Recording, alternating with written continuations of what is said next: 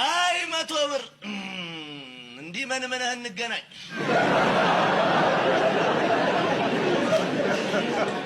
እንደ መታወቂያ በኋላ ኪስ እንደ ፎቶ በፍሬም አሽሞንሙነን እንዳላደግን አወዳደቅ እንዲሁን። ድሮ እኮ 100 ብር እጅ ሲገባ የምትገዛውን ነገር ስትዘረዝር ይደክማል። ያሁኑን ቶ ገና ወደ አንተ ሲመጣ አየር ላይ ያልቅና ልትሸምት ባሰብከው አስቤዛ ፈንታ ቀልድ ገዝተህ ትገባለህ። ከዋና ስሟ ይልቅ ቅጥል ስሟ ተረፈን እኮ የ100 ብር 100 ብር ከ100 ብር ቅጥል ስሞች ሁሉ ግን የመጨረሻ አንጀቴን በሳቅ የበጠሰው ሰፊው ህዝብ የሚለው 100 ብር ሰፊው ህዝብ ተብሏል አሉ። ይሸጣል እንጂ አይገዛም።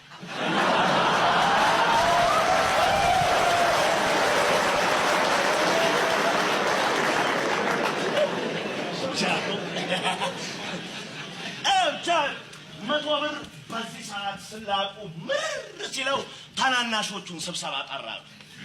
1 ብርን 5 ብርን 10 ብርን 50 ብርን ስማ እንጂ 1 ብር አሉ። አቤት ጌታዬ፣ መዘርዘር ሰለቸኝ። ያንተን ስራ እየሰራው ተሰቃየሁ። እድሜ ላንተ ቅጭል ተባልኩ። ቅጭል ሳንቲም ነህ ለማለት እኮ ሳንቲም ሆነሃል እየተባል ምን ይዘጋል? 20 ምናምን ሆነ $1 ፊት ስትንጋጋ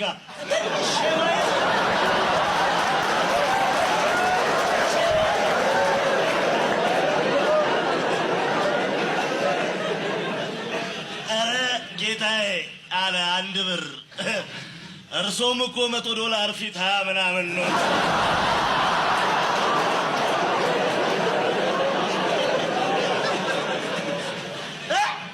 አለ 100 ብር ደንገጥ ብሎ 5 ብር ደግሞ በተራዋ ያዘችዋ።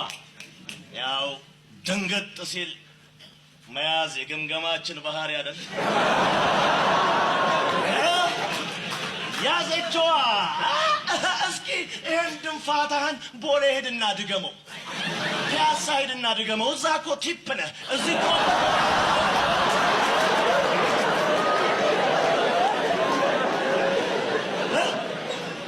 አፍንጫው ስር ያለ ጉዱን ትቶ $1 ላይ ፍጥ ይልልኛል እንዴ? ወይዘሪት 5 ብር አነጋገርሽን አስተካኪ አለ 100 ብር። እኔ $1ን ያነሳሁት ለምሳሌ ነው። 10 ብር ነው የሚስቀው። ምን ያስገለፍጣል? አንተ ደግሞ ምን ነው የሚያስቅህ? አይ ጌታዬ፣ ምሳሌ መሆን ሲገባ ምሳሌ ትጠቅሳለህ። ላሽሙርማ ብሎ ዘለፋውንማ ትችልበታለህ። መንደሬ ነገር ነህ። ለነገሩ ውሎ ነው አለዋስ።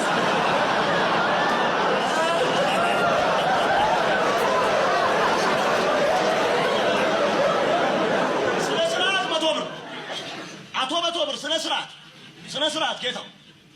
የሰፊውን ህዝብ ፍላጎት ለማሟላት ደፋ ቀና ባልኩ መንደሬ የሚል ስም ሊወጣልኝ አይገባም። ስቀደድ ስሰፋ ስለጠፍ የምውለው ለማ ብዬ የ1 ብርና 5 ብርን ግዴታ ለመወጣት አይደለምን? ከዛ ወደ 50 ብር እያሳየ 3 እና 4 እየሆንኩ የዚህን መሀል ሰፋሪ የዚህን ገልቱ ድንበር ለማስጠበቅ በመሞከሬ አይገባኝም መንደሬ የሚል ስም። 50 ብር ከእንቅልፉ እየተነሳ ማን ነው ገልቱ? ማንን ነው መሀል ሰፋሪ አልከው? 10 ብር መለሰ። አንተን አይደለም አመለካከትህን ነው።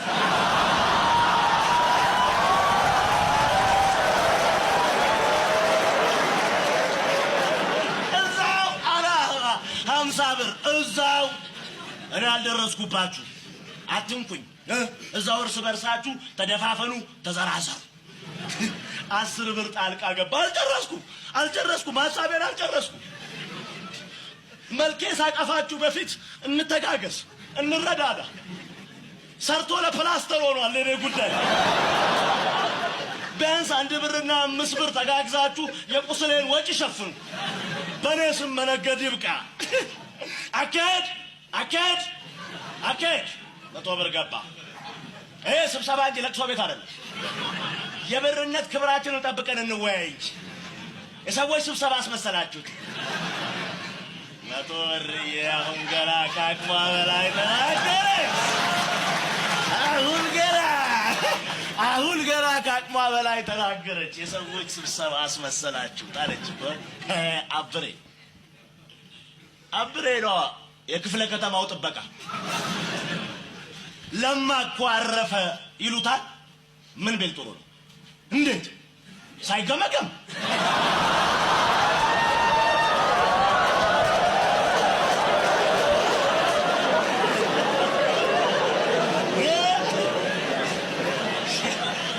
የብራችን ወሬ በነነሐስ በነመዳብ ቋንቋ ሆነዋል።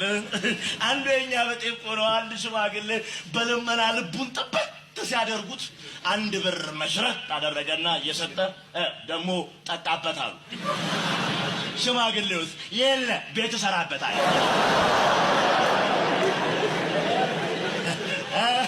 ብራችን እንዲሆናለች በኋላ ስሟ ቤት ማለት አቆማለች። ዋጋዋ ያለው ቅጥል ስሟ ላይ ነው። በአንድ ገበያ ውስጥ በተመሳሳይ ብር የምትገዛው ነገር የተለያየ ሆኗል። መቁጠር ብቻውን ምን ያደርጋል? ሲገባና ሲወጣ መቆጣጠር ነው እንጂ ምን ዋጋ አለው? የሸቀጦቹን ዋጋ ላያቸው ላይ መጻፍ ብቻውን ምን ሊረባ? የብሩንም ዋጋ መዘርዘር ነው እንጂ። 1 ቦርሳ ለመግዛት 2 ቦርሳ ገንዘብ ካስፈለገ ምኑን ተገበያየው? ይኸው የአዲስ አበባ ወግ መቼም ማለቂያ የለውም አይደለ? አንዱ እኮ ነው ከሰፈሩ ትንሽ ልፍ ብሎ 1-2 ቢራ ለማለት የማያውቀው ቤት ውስጥ ተሰይሟልና 1-2 ቢራ ላፍ ካደረገ በኋላ ከጎኑ ያለውን ሰውዬ ሲመለከተው አጓጉል ነው የሚከፍለው። ደንገጥ ይልና አስተናጋጁን በጥቅሻ ጠርቶ 2 ቢራ ስንት ነው? 110 ብር። 2 ቢራ ነው ያለው። 110 ነው። 2 ባዶ ጠርሙሶች ታመጣልኛለህ? እንደምንም ብለህ አምጣ። የሆነች አስማት ነገር ላሳየ ነው። ይዞለት ሲመጣ ና ተከተለኝ ብሎ ይዞት ወጣና ጎኑ ካለ ሱቅ በ22 ብር 2 ቢራ ገዝቶ ይኸው ብላችሁ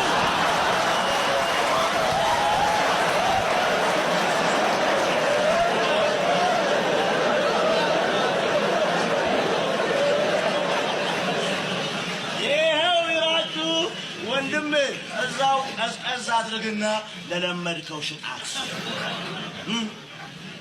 ከብራችን ጋር መናናቅ ከዚህ በላይ አለ? በ5 ብር መንገድ የመኪና መንገድ ሄዶ በሳንቲም የለቀመውን ወተት ማት ፒያሳ ላይ ደረስኩ ብሎ 20 ምናምን ብር ይለጥፍበታል። ወይ አላለብሽ ወይ አላጥሽው በዓይንሽ ብቻ በጠበጥሽው ይላል። ወተቱ ፊትም ውሃው ፊትም ስጋው ፊትም ቆስጣው ፊትም 100 ብርህን ለማውጣት ካፈርክ ነገር አለ ማለት ነው። ነገር አለ። 1 ኪሎ ብርቱካን ስትል ለቁርጥ ነው ለክትፎ የሚል ተረብ ከተወረወረብህ ነገር አለ ማለት ነው። የስጋ ቢላዋ የስጋ ብር መቁረጥ የለበትም። እንዴት ሽንኩርት ሲገዛም ሲከተፍም ያስለቅሳል።